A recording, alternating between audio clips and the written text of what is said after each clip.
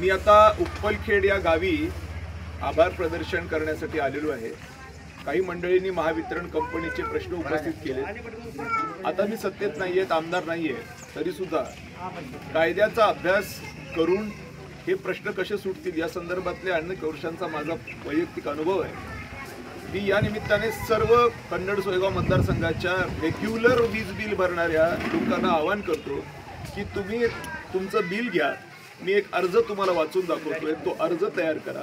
ते बिल आणि ते अर्ज महावितरण कंपनीच्या कार्यालयात दाखल करून त्याची पोच घ्या, जेणेकरून तुम्हाला महावितरण कंपनीचे त्रास कमी होतील, किंबहुना महावितरण कंपनी तुम्हाला नुकसान भरपाई देईल।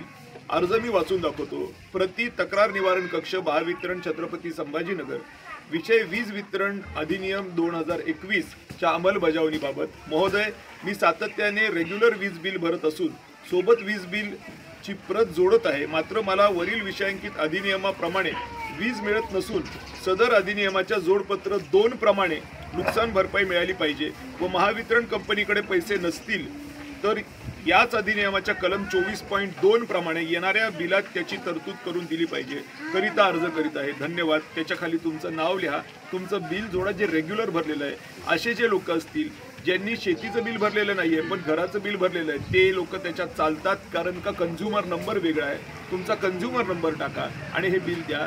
यामुळे महावितरण तुम्हाला नुकसान भरपाई देणं क्रमप्राप्त आहे आणि नुकसान भरपाई देत असताना त्यांना याची काळजी घ्यावी लागेल की तुम्हाला सेवा व्यवस्थित देतील आणि महावितरणचे प्रश्न निकाली निघतील। नाहीतर महावितरणचे प्रश्न निकाली निघणार नाहीत आणि आमदार जे नवीन झाले त्यांना काम जर जमलं नाही तर सर्वसामान्य माणसाची अडचण होईल।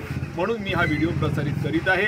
कृपा करून प्रत्येकाने आपल्या आपल्या गावामध्ये आपले रेग्युलर लाईट बिल भरणाऱ्या लोकांचं बिल जमा करा, त्याच्यासोबत हा अर्ज तयार करा आणि महावितरण कंपनीमध्ये दाखल करून रिसिप्ट घ्या। रिसिप्ट घेतल्याच्या नंतर पुढच्या महिन्यामध्ये जर का ते बिल दुरुस्त होऊन नाही आलं, म्हणजे आपले पैसे त्यांच्याकडे नाही दिसले, कायद्याप्रमाणे जे दिसलेच पाहिजेत, तर पुढे न्यायालयीन लढाई सुद्धा लढावी लागेल आणि ते आपण निश्चितच लढू। त्या निमित्ताने कमीत कमी महावितरण कंपनीचे तरी प्रश्न हे निकाली निघतील। शेतकऱ्यांच्या दृष्टिकोनातून हा अत्यंत महत्त्वाचा आणि गंभीर विषय आहे। धन्यवाद।